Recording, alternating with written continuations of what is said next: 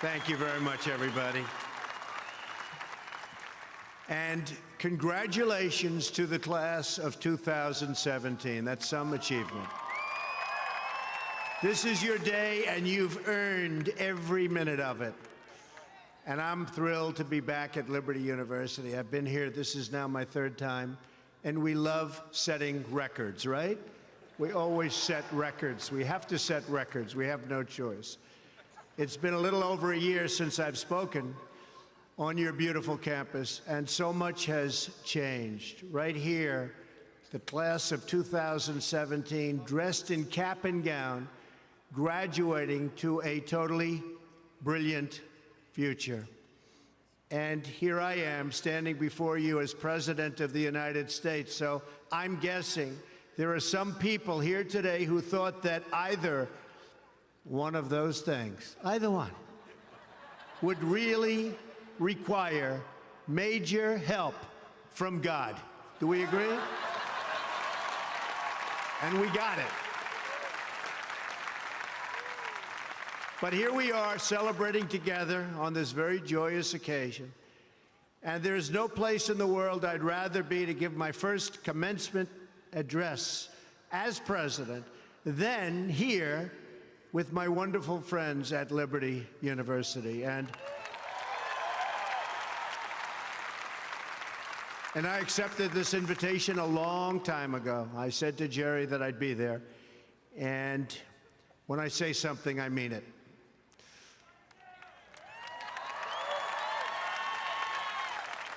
I want to thank President Jerry Falwell and his incredible wife, Becky. Stand up, Becky. For their kind words, their steadfast support, and their really wonderful friendship. Let me also extend our appreciation to the entire Falwell family, Trey, Sarah, Wesley, Laura, and Caroline. Thank you for everything you do to make this university so exceptional, one of the truly great schools. Most importantly, to our new graduates, each of you should take immense pride in what you have achieved. There's another group of amazing people we want to celebrate today, and they are the ones who have made this journey possible for you. And you know who that is? Nobody. You forgot already. You're going to go out. You're going to do whatever you're going to do. Some are going to make a lot of money. Some are going to be even happier doing other things. They're your parents and your grandparents. Don't forget them. You haven't forgotten yet, have you? Never, ever forget them. They're great. And especially this weekend, let's make sure we give a really extra special thanks to the moms. Don't forget our moms, because graduates, today is your day. Today is your day. But in all of this excitement, don't forget that tomorrow is Mother's Day, right? I had a great mother. She's looking down now, but I had a great mother. I always loved Mother's Day. We're also deeply honored to be joined by some of the nearly 6,000 service members, military veterans, and military spouses who are receiving their diplomas today. Would you please stand? Please stand. Wow.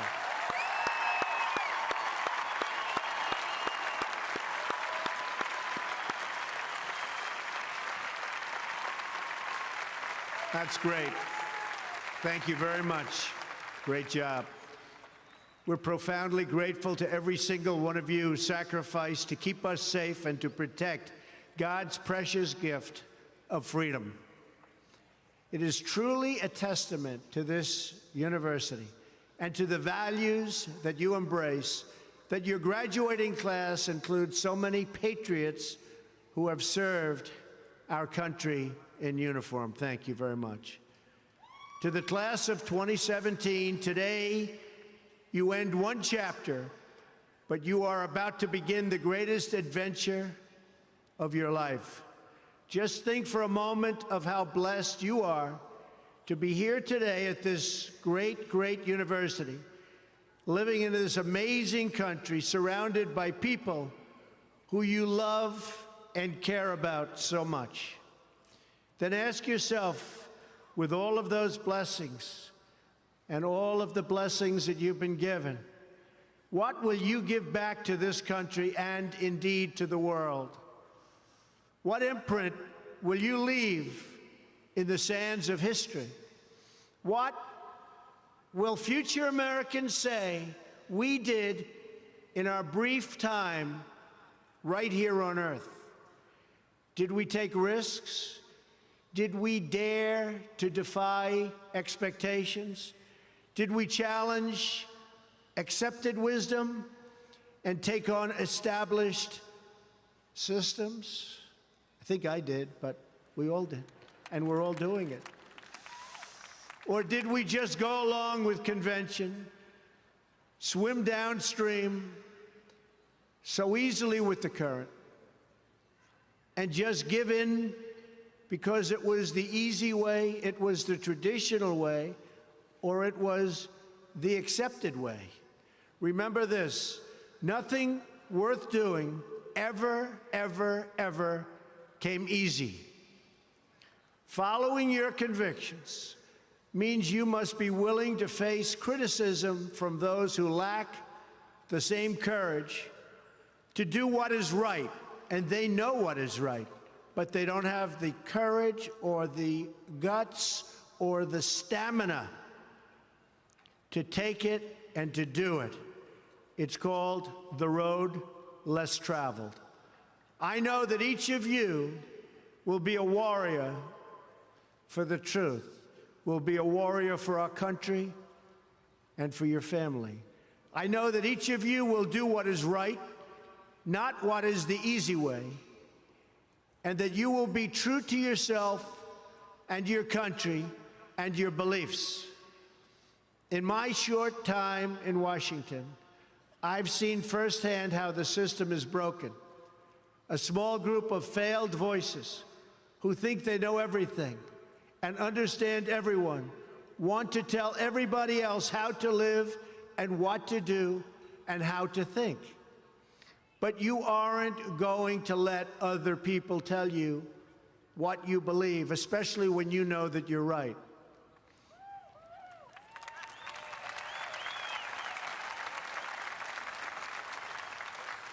And those of you graduating here today who have given 500,000 hours of charity last year alone, unbelievable amount of work and charity, and few universities or colleges can claim anything even close. We don't need a lecture from Washington on how to lead our lives. I'm standing here looking at the next generation of American leaders. There may very well be a president or two in our midst. Anybody think they're going to be president? Raise your hand. In your hearts are inscribed the values of service, sacrifice, and devotion. Now you must go forth into the world and turn your hopes and dreams into action. America has always been the land of dreams because America is a nation of true believers. When the Pilgrims landed at Plymouth, they prayed. When the founders wrote the Declaration of Independence, they invoked our Creator 4 times. Because in America, we don't worship government, we worship God.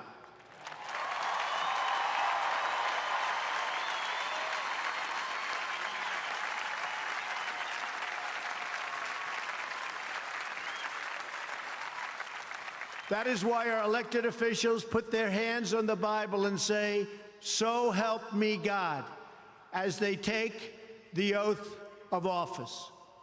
It is why our currency proudly declares, "In God we trust."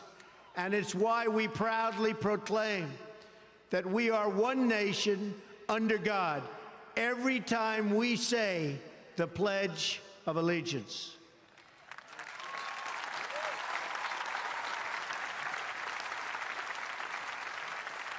The story of America is the story of an adventure that began with deep faith big dreams and humble beginnings. That is also the story of Liberty University. When I think about the visionary founder of this great institution, Reverend Jerry Falwell Sr., I can only imagine how excited he would be if he could see all of this and all of you today, and how proud he would be of his son and of his family. In just 2 days, we will mark the 10th anniversary of Reverend Falwell's passing. And I used to love watching him on television, hearing him preach. He was a very special man. He would be so proud, not just at what you've achieved, but of the young men and women of character that you've all become. And Jerry, I know your dad is looking down on you right now, and he is proud. He is very proud. So congratulations on a great job, Jerry.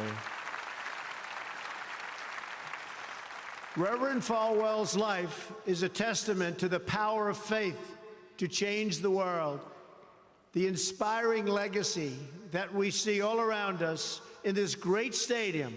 This is a beautiful stadium, and it is packed. I'm so happy about that. I said, how are you going to fill up a place like that? It is packed, Jerry. In this beautiful campus, and in your smiling faces, but it all began with a vision. That vision was of a world-class university for evangelical Christians. And I want to thank you because, boy, did you come out and vote, those of you that are old enough. In other words, your parents. Boy, oh boy, you voted. You voted. No doubt many people told him his vision wasn't possible, and I am sure they continued to say that so long after he started, at the beginning with just 154 students. But the fact is, no one has ever achieved anything significant without a chorus of critics standing on the sidelines explaining why it can't be done. Nothing is easier or more pathetic than being a critic, because they're people that can't get the job done. But the future belongs to the dreamers, not to the critics. The future belongs to the people who follow their heart no matter what the critics say, because they truly believe in their vision. At Liberty, your leaders knew from the very beginning that a strong athletic program would help this campus grow so that this school might transform more lives. That is why a crucial part of Reverend Falwell's vision for making Liberty a world-class institution was having a world-class football team, much like the great teams of Notre Dame. Great school, great place. In fact, Vice President Mike Pence is there today, doing a fabulous job, as he always does.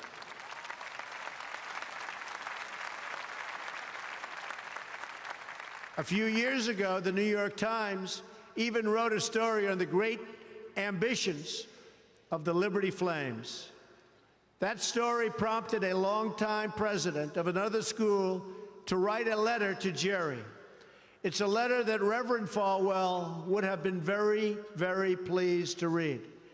Jerry tells me that letter now hangs in the wall in the boardroom of your great university. It came from the late Father Theodore Hesburgh, who was the beloved president of the University of Notre Dame 35 years ago. Like this school's founder, he was a truly kind-hearted man of very, very deep faith. In the letter, Father Hesburgh recalled that Notre Dame's own meteoric rise from a small Midwestern school to a national football powerhouse. And then he wrote something so amazing and generous. He wrote, "I think you are on that same trajectory now, and I want to wish you all the best and encourage you from the starting and from being able to start. very small, and arriving in the big time. Thanks to hard work, great faith, and incredible devotion, those dreams have come true. As of February of this year, the Liberty Flames are playing in the FBS, the highest level of competition in NCAA football. Don't clap. That could be tough. Don't clap. That could be tough. I'm a little worried. I don't want to look at some of those scores here. Jerry, are you sure you know what you're doing here? Those other players are big and fast and strong, but I have a feeling you're going to do very well, right? From the most humble roots, you've become a powerhouse in both education and sports. And just wait until the world hears the football teams you'll be playing on your schedule starting next season. President Falwell gave me a list of some of those schools, the ones you're going to be playing 2018. Would you like me to read the names? Just came out. Would you like to hear them? I'm a little bit concerned. UMass, Virginia, Auburn. Jerry, are you sure you know what you're doing? Jerry, Auburn. I don't know about that, James. This could be trouble, Jerry. Rutgers, Old Dominion, Brigham Young, Army. I might be at that game. Who am I supposed to root for? Tell me. I don't know. That's a tough one, Jerry. I don't know, Jerry. I'm going to have to think about that one, Jerry. Buffalo, Troy, Virginia Tech. Oh, no, Jerry. Ole Miss. And Wake Forest. Those are really top schools. That's maybe in 4 or 5 years I'll come to a game, right? You'll build it up. Well, good luck. The success of your athletic program arriving on the big stage should be a reminder to every new graduate of just what you can achieve when you start small, pursue a big vision, and never, ever quit. You never quit. If I give you one message to hold in your hearts today, it's this: never, ever give up. There'll be times in your life you'll want to quit, you'll want to go home. You'll want to go home perhaps to that wonderful mother that's sitting back there watching you and say, Mom, I can't do it. I can't do it.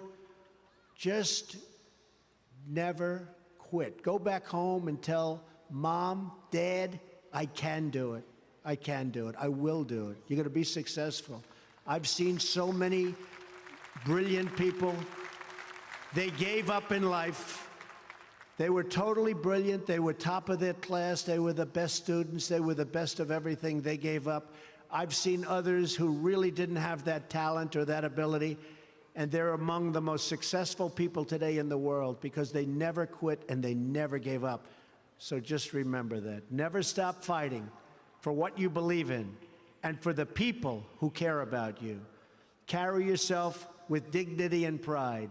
Demand the best from yourself and be totally unafraid to challenge entrenched interests and failed power structures. Does that sound familiar, by the way?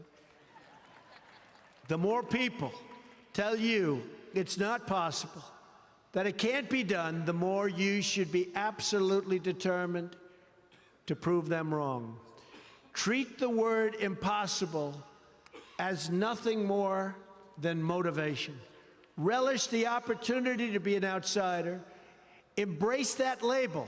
Being an outsider is fine. Embrace the label, because it's the outsiders who change the world and who make a real and lasting difference. The more that a broken system tells you that you're wrong, the more certain you should be that you must keep pushing ahead. You must keep pushing forward. And always have the courage to be yourself. Most importantly, you have to do what you love. You have to do what you love. I've seen so many people, they're forced through lots of reasons, sometimes including family, to go down a path that they don't want to go down, to go down a path that leads them to something that they don't love, that they don't enjoy. You have to do what you love, or you most likely won't be very successful at it. So do what you love. I want to recognize a friend who is here with us today, who can serve as an inspiration to us all. Someone who doesn't know the meaning of the word quit. Real champion.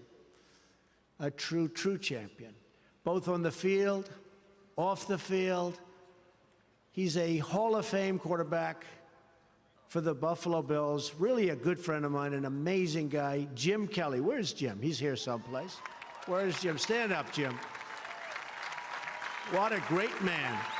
Jim Kelly. He was tough.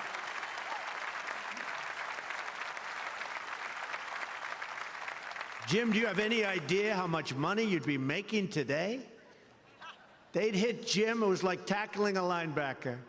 They'd hit Jim, 4 guys, 5 guys that weighed 320, and he'd just keep going down the field. He was much more than a quarterback. He had tremendous heart, and he knew how to win.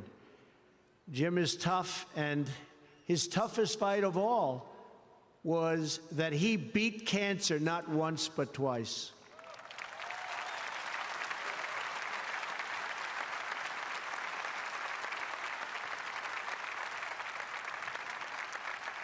And I saw him and his incredible wife as they were in a very low moment. Jill, very, very low moment. And it was amazing the way they fought. It didn't look good. I would have said, maybe it's not going to happen. But there was always that hope because of Jim and Jim's heart. But I want to just say it's great to have you here today, Jim, and these people are big, big fans. And if you could get a young version of Jim Kelly, you'll be beating a lot of teams, Jerry. So, interestingly, though, I said, I wonder what Jim's doing here. His daughter, Erin, crosses the goal line to you and today with you. So, Erin, stand up. Where are you, Erin? Where is Erin? Congratulations, Erin. Congratulations. Graduating from Liberty. Great choice. Thank you. Liberty University is a place where they really have true champions. And you have a simple creed that you live by, to be really champions for Christ. Whether you're called to be a missionary overseas, to shepherd a church, or to be a leader in your community, you are living witness of the gospel message of faith, hope, and love. And I must tell you, I am so proud as your president to have helped you along over the past short period of time. I said I was going to do it, and Jerry, I did it. And a lot of people are very happy with what's taken place, especially last week. We did some very important signings. Right, James? Very important signings. America is better when people put their faith into action. As long as I am your president, no one is ever going to stop you from practicing your faith or from preaching what's in your heart.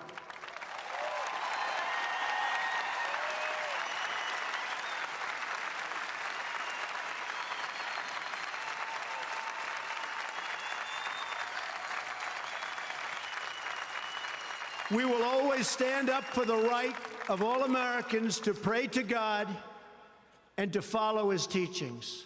America is beginning a new chapter. Today, each of you begins a new chapter as well. When your story goes from here, it will be defined by your vision, your perseverance, and your grit. That's a word Jim Kelly knows very well, your grit. In this, I'm reminded of another man you know very well and who has joined us here today. His name is George Rogers, Liberty University CFO and Vice President for a quarter of a century. During World War II, George spent 3.5 years as a prisoner of war. He saw many of his fellow soldiers die during the Bataan Death March. He was the victim of starvation and torture as a prisoner of war.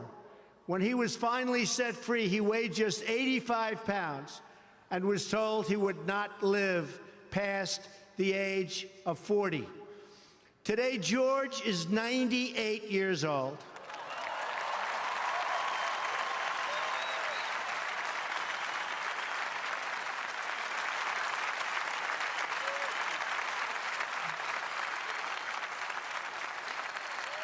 Great.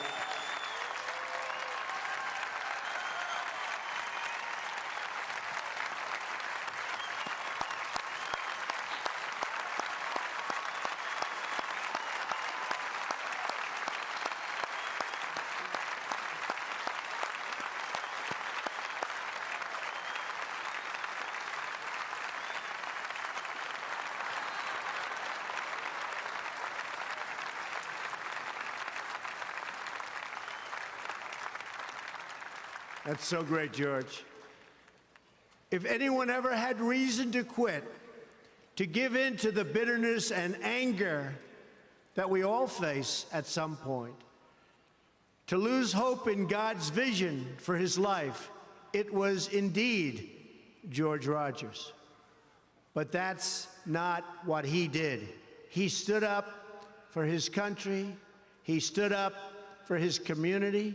He stood up for his family, and he defended civilization against a tide of barbarity, the kind of barbarity we're seeing today and we've been witnessing over the last number of years.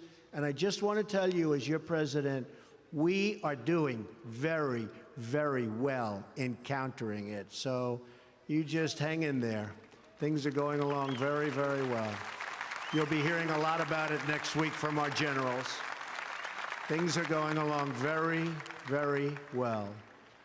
Through it all, he kept his faith in God, even in the darkest depths of despair. Like so many others of his generation, George came home to a nation full of optimism and pride and began to live out the American dream. He started a family. He discovered God's plan for him and pursued that vision with all his might, pouring his passion into a tiny college in a place called Lynchburg, Virginia. Did you ever hear of that? Lynchburg? We love it. Do you like it? We like it, right? I flew over it a little while ago. It's amazing, actually. What started as a dream with a few good friends, he helped shepherd into the largest Christian university in the world. Just look at this amazing, soaring, growing campus, and I've been watching it grow because I've been a friend of Liberty for a long time now, Jerry. It's been a long time. Thanks in great part to George's financial stewardship. Hundreds of thousands of young hearts and souls have been enriched at Liberty and inspired by the Spirit of God. George, we thank you, and we salute you, and you just stay healthy for a long time, George. Thank you.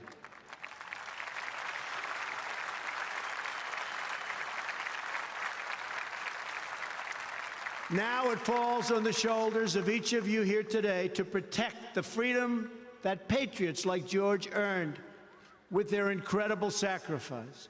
Fortunately, you have been equipped with the tools from your time right here on this campus to make the right decisions and to serve God, family, and country.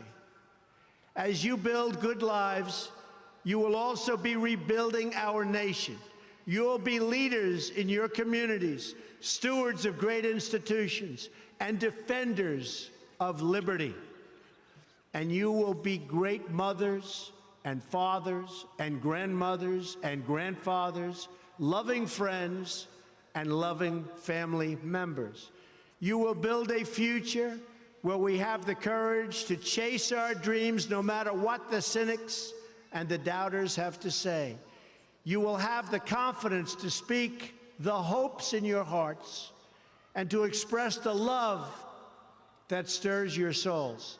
and you will have the faith to replace a broken establishment with a government that serves and protects the people.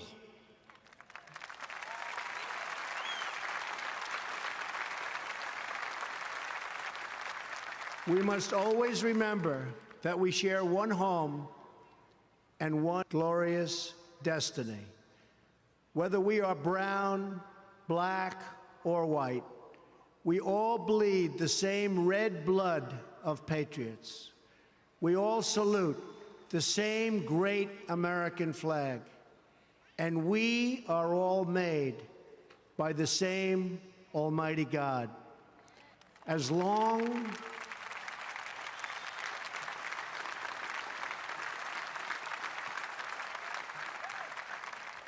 as you remember what you have learned here at Liberty, as long as you have pride in your beliefs, courage in your convictions, and faith in your God, then you will not fail.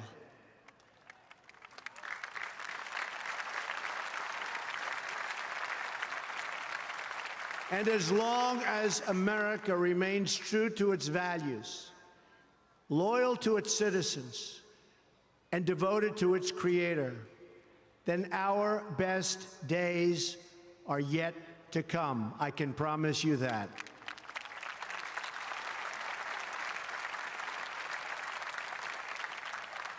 This has been an exceptional morning. It's been a great honor for me, and I want to thank you, the students. I also want to thank you, the family, for getting them there. And I want to thank and congratulate Liberty. May God bless the class of 2017. May God bless the United States of America. May God bless all of you here today. Thank you very much. Thank you. Thank you. Thank you. Thank you.